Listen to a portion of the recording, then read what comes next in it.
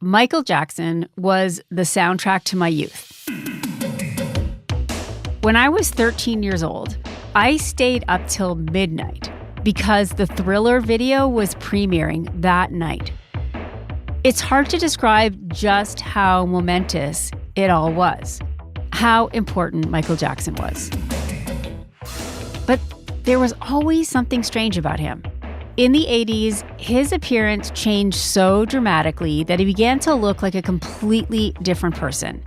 He took naps in an oxygen chamber, and he started to collect exotic animals, including a pet monkey named Bubbles. But strangest of all was he always seemed to be surrounding himself with young boys, many of whom would spend time with him at his famous Neverland ranch. It was all just so weird. And it stayed in the weird camp until 1993, when Jackson was accused publicly for the very first time of abusing a child. And then in 2003, it happened again. And this time, he was charged. At 12:05 today, Michael Jackson was taken into custody. Despite the accusations and the trial, his fans remained fiercely protective. Even those of us who were less passionate about defending him were able to set our discomfort aside because the music was so good. And then in 2009, Jackson died. To millions around the world, Michael Jackson was an idol, a hero, even a king. And it seemed as though Jackson's legacy would remain largely untarnished. That was until a documentary called Leaving Neverland was released in 2019. The film, from director Dan Reed, profiles two men who had never come forward before. They described in horrifying detail the abuse they suffered at the hands of Michael Jackson. With the release of Reed's documentary, it seemed as though people might finally be willing to re-examine who the king of pop really was and the things that he might have done. I'm Kathleen Goldhar, and this is Crime Story.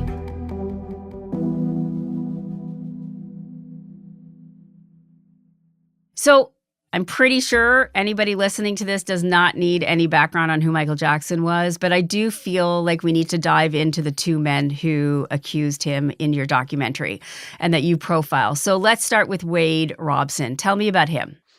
So Wade was 5 when he met Jackson for the first time, and Wade's Australian. He's from Brisbane, and he won a competition, a dancing competition. And the prize was to meet Michael Jackson and I think go on stage and dance with him. Like Wade, it was dancing like Michael Jackson. That was sort of his it was a sort of Michael Jackson tribute thing. And Wade grew up, when he was tiny. I think when, the experience you described, when the Thriller video came out, he was absolutely bewitched. It's only a movie. It's not funny. You were scared, weren't you? I wasn't that scared. He was scared. And he was mesmerized by the dance moves and wanted to do it himself and was practicing in front of the TV, and playing the tape back and forth, back and forth, back and forth. And so when he won that competition and he got on stage with his idol at the age of 5, that was just, blew his mind. That was his dreams come true. And James Safechuck, how does his life and Michael Jackson's life come together? So James was 10 and living in Los Angeles, and there was a casting call for a Pepsi commercial which featured Michael Jackson, and James was picked. He was cast to play the little boy in the Pepsi commercial who walks into Michael Jackson's dressing room and looks around. Mr. Jackson? And then is sort of surprised by the unexpected entrance of Michael himself. Looking for me? They met on set, basically, and then Jackson eventually followed up and invited James around to his house. So both children crossed paths with Michael Jackson in a sort of fairly random way. They weren't sort of family friends or anything. They were just outsiders who happened to come within Jackson's grasp. Can we talk about the way Michael Jackson sort of reeled those two boys and their families in? Because what becomes pretty clear in your documentary is, what now we know is grooming, but he really groomed both the kids and the parents. Yeah, so clearly neither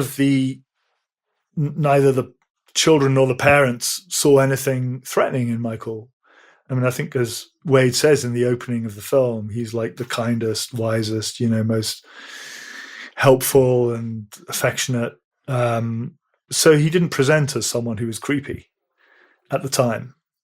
And this was, in the late 80s and early 90s. So he looked a bit different from how he looked, just before his death. And in Wade's case, the entire family was traveling, I think in some kind of camper van or something. They were on a tour of the States from Australia. They were visiting, and his sister was there, and his mum and dad, and his grandma. And, I interviewed grandma for Leaving Neverland, and she was like, he was such a nice man, and we all thought he was going to help Wade with his dancing, and so there were absolutely no suspicions and no reason to believe that anything weird was going to happen. And in the case of James Safechuck as well, I think Jackson, with both Wade and James's mums, kind of seduced in a non-sexual way, but sort of seduced the mums as well, and sort of became like a member of the family. And he used to go round to James's house and stay the night, in much the same way, that Geordie Chandler, who was the child who accused him in 1993, described Michael coming around and sort of, settling in, sort of almost moving in, and sharing a bedroom and what have you with Geordie. So Michael used to come around and, sort of play like an overgrown child with James. But the difference being that Michael was, his late 20s, early 30s, and James was 10, 11, 12. So yeah, the whole family was kind of adopted by Michael, and he charmed them all, and he was lovely to everyone and gave everyone presents and helped everyone out, and was generally a sort of very extremely attentive presence. And when Michael Jackson, who was possibly the most famous person in the world, and certainly the highest paid entertainer, I think, just a figure of legend, when he is coming to your little suburban home and he is paying you attention in that very intense, mesmerizing way, it's really hard for any family, I think, to step back and go, wait a minute, isn't that a bit weird that he wants to get in bed with my son? I want to get into that now. Very early on, he convinces the mothers that he wants to sleep with their children. Tell me about how that was able to happen, because I agree. I don't think any mother would, other than a Michael Jackson, and of course you wonder how you would have reacted as a mother. And we're all watching it with hindsight and knowing the stuff, but I found that fascinating to hear the mothers sort of trying to explain how they let that happen. Yeah. Well, part of the answer, if your question is what the hell were they thinking? I guess so, yeah. What the hell were they thinking? Yeah. Then I think the answer is partly that some of the time they weren't thinking that hard, because it was such an attractive package. It was Michael Jackson and all his wealth and all his fame. And their children, their sons, really wanted it. By it, I mean the relationship with, not the sexual relationship, which no one knew about, but just to have Michael around. They wanted it because as a 7-year-old boy or a 10-year-old boy who loves to dance, who is fascinated by show business, what more could you ever want than to be right next to your idol? And so every parent wants to satisfy their children's needs and to please their children, right? We all want that, and so you have that combination of Jackson kind of seducing the parents, and then seducing the kids, and then the kids reinforcing the whole thing, and it's yes, with hindsight, I would certainly now or ever. There's no absolutely no way in the universe that I would ever even consider allowing my child to spend very long in the same room, let alone the same bed, as someone who's not in the family, right? Yeah. It's unimaginable. But one of my jobs in the making of Leaving Neverland was to try and imagine why Joy and Stephanie, the mums of Wade and James, would do that, because I got to know these women, and they're not messed up, they're not careless, they're not bad, they're two lovely individuals. And it was like, how the hell did you let your kid spend the night with Michael Jackson? And I think the answer to that isn't very simple. And part of the answer is the sort of stage mum thing, right? That you want to, you want your kid to do well, and here's a massive shortcut to your kid doing well.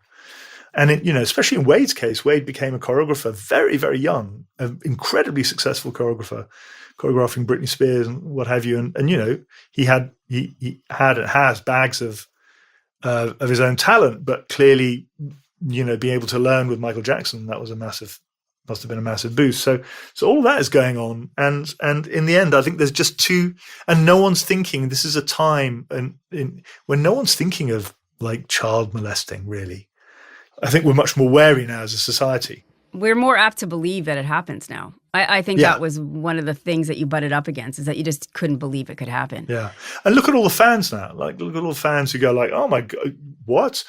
Michael could never do that. Michael was an angel. Michael was this. And so it's the same thing. He's groomed the fans. He's, posthumously groomed all these fans who just cannot conceive that the man who can sing angelically and do all these amazing dance moves and be the most amazing entertainer could possibly harm a child. And in the same way, the mothers of these two little boys could not believe that he would harm a child. Yeah.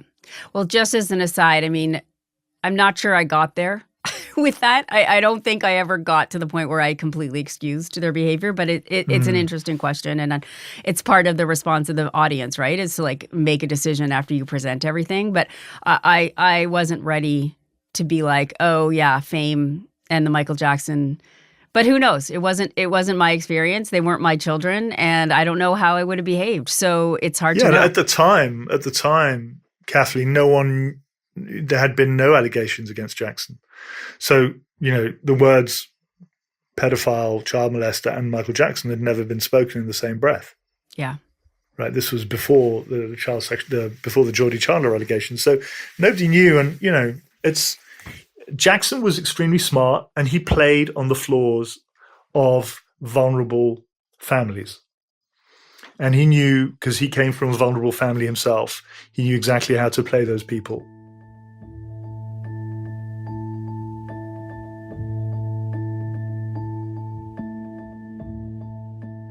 So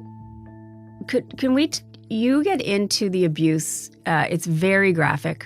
They really, and we're not going to go into the details here, but the escalation of the abuse, the way that he explained it to the boys. Can you tell me a little bit about the thought process of you making a decision to be that graphic with it? Yeah, that decision was taken before we ever shot a frame. In fact, that decision was built into the initial agreement to go ahead. Not in any formal way, really, but I said, look, if we're going to do this, we have to go there. By which I meant we have to be explicit, because we have to call this what it is. We can't pretend that we can't leave room for people to imagine, oh, well, that was just, that was just like affection, but it was a bit clumsy. Or, that he wanted to kiss him on the cheek and he ended up kissing somewhere else. Or, we couldn't leave space for the audience to kind of mentally excuse what was happening, when what was happening was so shockingly graphic and beyond any doubt whatsoever was sexual in the extreme. And I think that's what we did. I think it was proportionate. I think, there were many more details we could have put in, but there's a point when it becomes gratuitous, and we didn't want to go anywhere near that. But we thought we have to describe what actually happened, because this was not exaggerated affection. It was not misplaced. It wasn't some kind of inadvertent touching. This was full-on sexual contact, sustained and repeated. A lot of the stories between Wade and James are very, very similar, but there is something that James has, it's actual sort of evidence of the relationship. Michael Jackson gave James a lot of jewelry, including a wedding ring. Can you talk to me about that?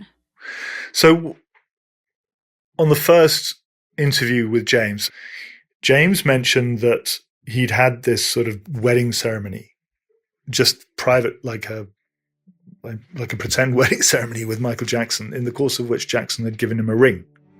So we were like this married couple. And I say married because we had this mock wedding ceremony. We did this in his bedroom. And we like filled out some vows. It's like we're bonded forever. It felt good. Weirdly, there is actually security camera footage of James and Michael buying what looks like this ring, maybe a different ring, at a jeweler in Los Angeles. So James tells me about this ring that Michael had gifted to him as a sort of a wedding ring, and they'd exchanged vows. But he didn't, and I said, "Oh, can I see the ring?" And he was like, "Well, I'm not quite sure where I put it. I put it away. It's in the attic." And so I kept on, after the interview, over many months, I kept on hassling him about this ring, and pushing him as hard as I could without, embarrassing myself. And then one day he said, I found the ring. And the ring is nice. It has a row of diamonds with a gold band. The wedding ring. It's hard to go back to that moment.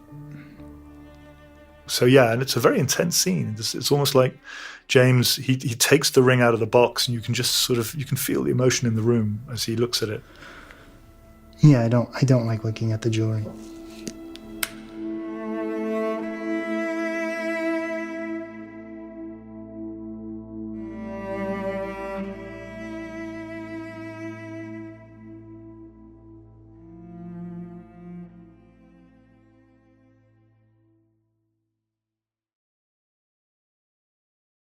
For me, the details were one thing, but even the way that you stay on their face and you don't break off, and they struggle to tell you, it's so visceral watching them. As another question, I have so many, but like, people still don't believe them, and I can't understand how anybody can't believe a person when you see them telling that story. So how did you protect did you do something to, and yourselves? I mean, you had to listen to that. Well, I mean, I don't really think about protecting myself particularly, not because I'm some kind of fearless person, but just because that's the moment when I'm really doing my job. We've sat down, we've come all this way, we've got to the point where you're describing what Michael Jackson did in the most explicit detail. I'm not going to look away or draw a veil over things, because this is what we came for. This is what we came to do. It's like, maybe it's an exaggerated parallel, but earlier in my career, when I was filming in war zones and stuff, and filming awful things happening in front of me, the only excuse you have to be there, the only justification for your presence, is that you're recording this in order to communicate it with people back home, right? Otherwise, you have zero right to be there on these people's worst day, right? So my thing is, okay, so Wade or James, they're talking about this. This is really when I'm doing my job, right? Mm-hmm. And I have to do it as well as I can. And really, for me, with these documentaries that are stories told about the past, about people reliving their past experiences or people recounting their past experiences, the face is the landscape. The face communicates so much more than just the words, and the face and the breaths. And that's why we take special care in the way we mic and photograph people. You read so much into the expressions and into the pauses and into the way people speak. And that is partly what gives them their credibility, because you're watching someone kind of relive an experience. I filmed enough people who've been telling me not the truth or part of the truth and all that. And I'm not saying that I'm some kind of, I have like X-ray vision into people's souls, but it is a lot harder to lie under that kind of scrutiny than you think. Do you know what I mean? It's a lot harder to construct a story because everything has to make sense and everything has to be coherent. And I'm watching you like a hawk, and I'm putting it all together in my head and waiting for you to slip up if you're going to slip up. So, no, I really felt when I was sitting with these guys that I was sitting opposite someone who was telling this story really for the first time properly on camera, and that they were 100% authentic. Speaking of telling, they never told their stories on the stand. I mean, that's part of the interesting part of the story is that I just want to make it clear that the two young boys who charged Michael Jackson were not Wade and James. And they came to Michael Jackson's defense until they didn't. So can we talk a little bit of that evolution and why they didn't tell these stories earlier than they did? Well, both Wade and James were, it's an uncomfortable word to use, but they were his sort of child lovers, you know. They were victims of his pedophile inclinations, but they considered themselves to be his boyfriends. Yeah. Right? And he was a big, important, powerful, charismatic, wonderful person, as far as they were concerned at the time. And their relationship was a secret. And this was, you know, I think at the time they would say, yeah, this is probably one of the most amazing things that happened to them, because they were seduced. They were not snatched off the street and, you know, bundled into the back of a truck. They were seduced, and that in a way, that really is why pedophilia is so damaging, because it just wrecks people's relationships with themselves as kids and all sorts of other things. But so when in 93, when both Wade and James are asked, both by the police and also in the media, you know, did anything happen? Yeah, you know, there's been different times where it'll just be me and Michael. Then there'll be other times where he has other friends over too. It's just a slumber party. We just have a lot of fun. They haven't told their mums. They haven't told anyone. There's a, you know, and they're like, I don't know, 12, 13-year-old kids. And they're not going to suddenly come out and say, you know, yeah, he did this or that. I mean, as far as they're concerned, Michael still adores them and they still adore Michael, right? It's awful to say it, but no, it was very clear. Yeah. Yeah. There's a strong bond of love between these children and the predator. And therefore I don't think they would have considered at that age, right, disclosing what happened, because no one knew at all.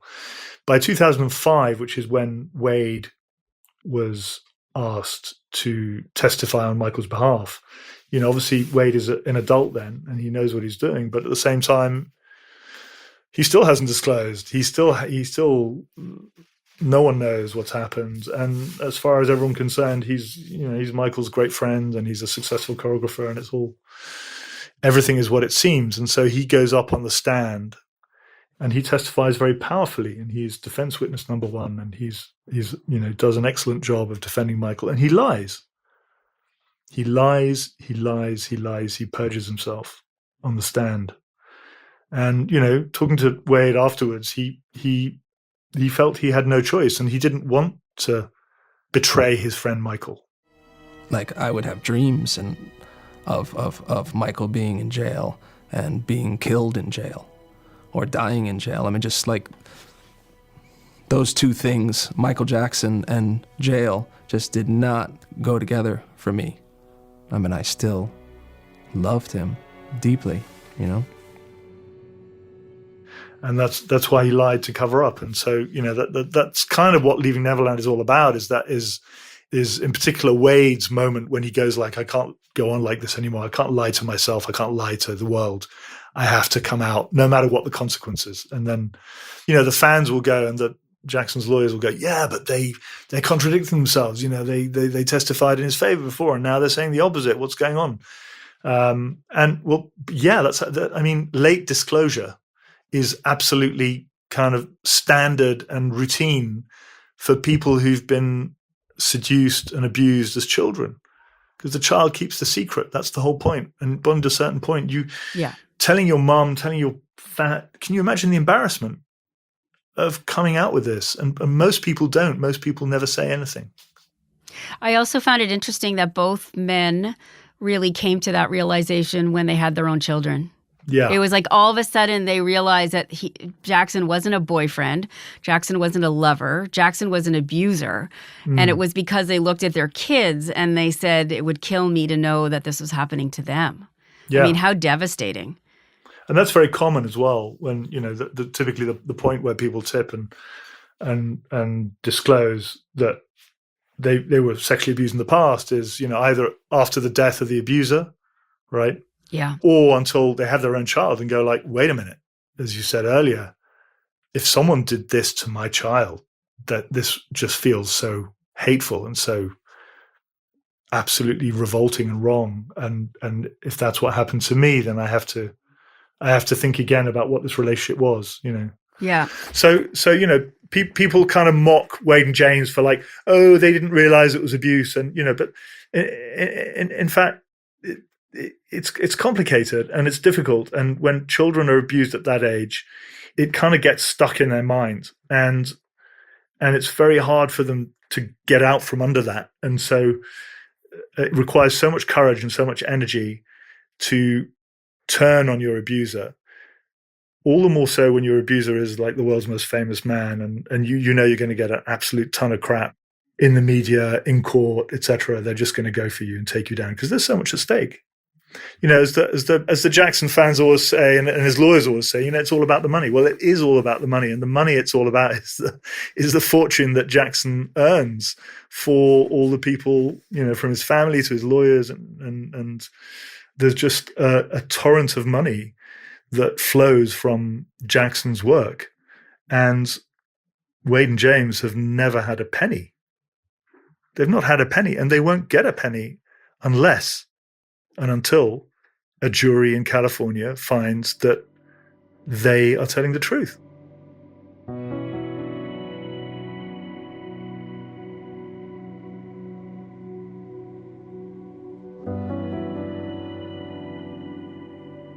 I just want to talk to you about the response. Like, is that your thesis, that it comes down to money? Like, Michael Jackson is still today huge, important. There's a musical about him on, in London. There's a movie coming I'm up. Sure. Is there a movie coming out? A biopic, yeah. Okay. I mean, I'm curious to know what they will do about this. What is this, the forever societal conversation about separating the art from the artist? Like, what is happening here that is allowing this absolutely horrible part of who he is to supersede or not supersede the artist that he is in our minds? Look, there's two things here. One is that a lot of the artists we admire are deeply flawed personalities and have done all sorts of horrible things, right, to the people around them. So the art, separating the art from the artist is quite a good move, I think, if you want to enjoy the art they make, right? And I understand that's what people do. People are, when the song or the painting or the book is not the person. And so I've always said it's fine if you want to listen to Michael Jackson's music. I don't think it should be cancelled. I don't think he should be banned. As you said earlier, Michael Jackson's music is the soundtrack to so many people's youth, to maybe their wedding or, important events in their lives, and there's a favorite song that comes up.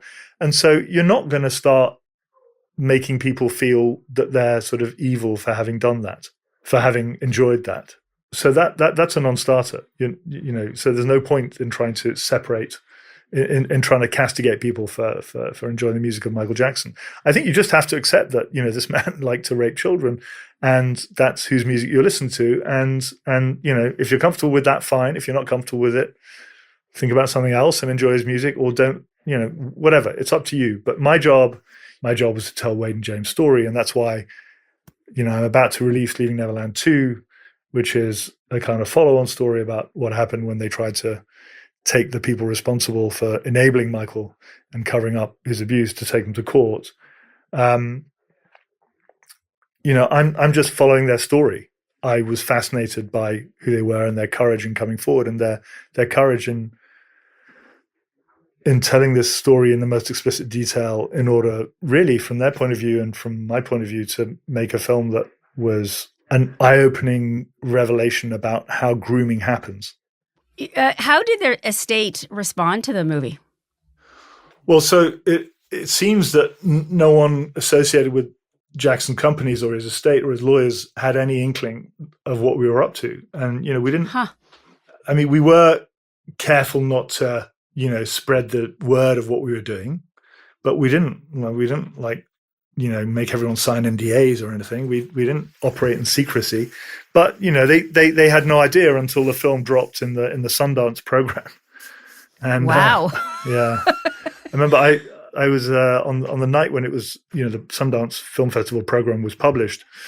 I was at a restaurant with an old friend, and we were just chatting up and catching up on old times. And then someone messaged me and said, "By the way, do you realize that Sundance have published your telephone number?" Because I think it's kind of standard on the filmmaker page. They have the film, the email and the details in case you want to call someone up and I don't know, offer them a job, distribute or buy them your movie film or whatever. Yeah.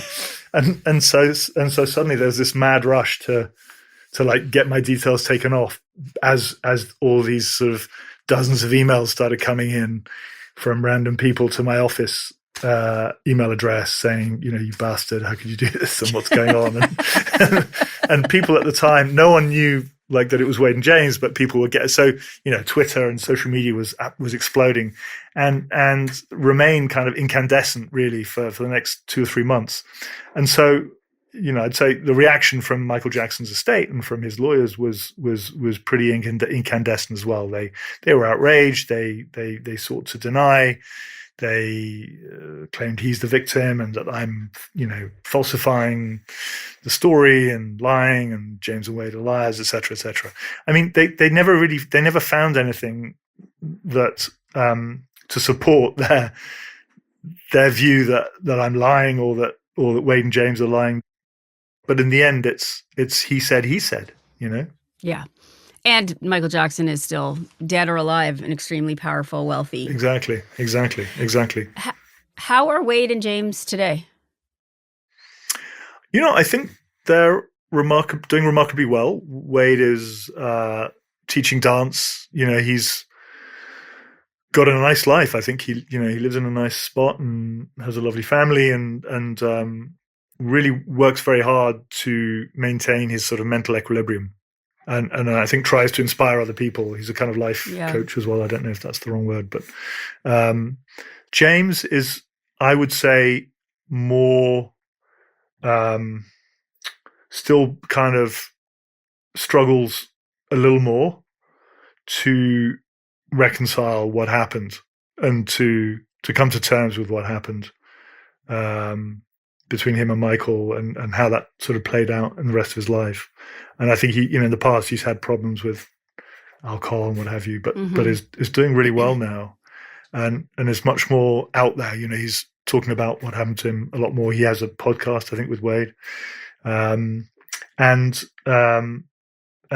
he's doing really well. I think the documentary really helped them. I think they've certainly said it did, and gave them a chance to speak about what happened to them in considerable detail. It's kind of, speaking in a documentary like that, one which, I like to think is quite well put together, and really sort of authentically reflects their experience. I think that's quite I don't know if I can use cuss words, but it's a mindfuck. It's a mindfuck for, you're sitting in the audience then in a cinema at Sundance and watching yourself on screen talk about these incredibly violating moments in your life. But I think once you've got past that, and once you realize that a lot of people who watched that movie appreciate both what happened to you and also appreciate what you've done and your courage in coming forward and all that. And I think there was a moment when they realized, we're not getting eggs thrown at us. On the contrary, people are standing up and giving us a standing ovation. And really, people talk about the blowback from the Jackson fans and what have you on social media. That really wasn't the sort of dominant feeling that we all had at the end of Leaving Neverland and in the months that followed. There was a huge amount, I'd say the vast majority of writing about the film in the press and broadcasting and all of that was very supportive, and people were asking themselves, how could we not have seen this? Because Jackson molested children pretty much in plain sight, right? He never hid the fact that he spent the night after night after night with many, many different little boys who were not his children. And so, the question I always want to ask the fans and the people who defend him is like, well, so what was he doing? Why did he need to be in bed alone with these little boys with locks on the door? Well, why? But no, he had to spend the night with them in his bed, and the chambermaid would find the little boy's underwear, floating in the jacuzzi or on the floor. It's just sordid. It's horrible. And so I've never had a satisfactory answer from any of those people who support Michael, who defend Michael Jackson, as to what he was doing with them alone in his bed at night. And why now 10 of them, I think, have come forward and said he molested us. When Leaving Neverland was released, another 5 people, according to reports, came forward. Another 5 men came forward and said that Michael molested us, and they were paid off by the estate. Yeah, I mean, the stories are so similar of all the kids. And then even beyond that, look at Bill Cosby and all the, you talked about him grooming fans. I mean, those stories, they're the same story. He does the same thing. It's this weird thing we have about thinking we know the famous people. And we don't know them. We just know the person that they present to us. And it's just, for some reason, so hard for us to break through what we think maybe it's because we love their art and they give us some kind of memories or specialness, and it's hard. Yeah, we give them a godlike status. And, we don't like to tear down our gods and our idols. But in the end, there are people who, unfortunately, there are people whose desire is oriented at children. Those people exist. We know they do. Pedophiles, they are in our midst. And the more power and the more wealth someone has, the more they're able to act on their desires, generally, and the more impunity they have. So, it should come as no surprise to anyone that rich, famous people are able to have their own way with whoever they like, including children. Yeah. Well, I don't know how anybody can watch your documentary and not feel differently about him. It's incredible work, and I really do appreciate the time you gave us and the work that you did. It's amazing. Thanks so much, Kathleen. It's been a pleasure chatting to you.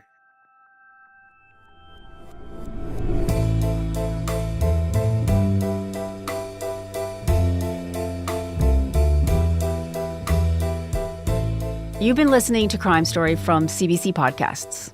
We release a new episode every Monday, so please remember to follow the show in your podcast app. You can get our next episode a week early on CBC Podcasts' YouTube channel or by subscribing to CBC Podcasts' True Crime channel on Apple Podcasts. In addition to early access, subscribers to our True Crime channel also listen ad-free. Crime Story is hosted by me, Kathleen Goldhar. Our producers are Nikki Manfredi and Mitchell Stewart. Sound design by Julian Uzielli and Mitchell Stewart. Our senior producer is Jeff Turner, our video producer is Evan Agard, and our YouTube producer is John Lee. Media sourced from HBO and Epic Records. Executive producers are Cecil Fernandez and Chris Oak. Tanya Springer is the senior manager of CBC Podcasts, and Arif Noorani is the director of CBC Podcasts.